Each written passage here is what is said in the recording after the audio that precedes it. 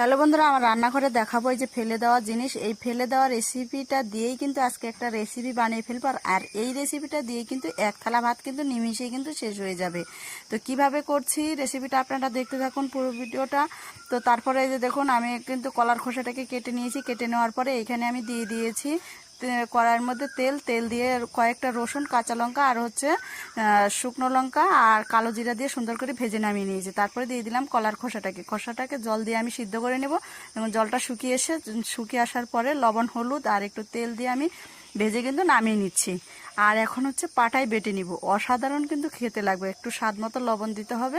লবণটা দিয়েই কিন্তু বেটে ফেলতে হবে। আর গরম ভাতের সাথে এই এক থালা কিন্তু ভাত নিমিশেই শেষ হয়ে যাবে।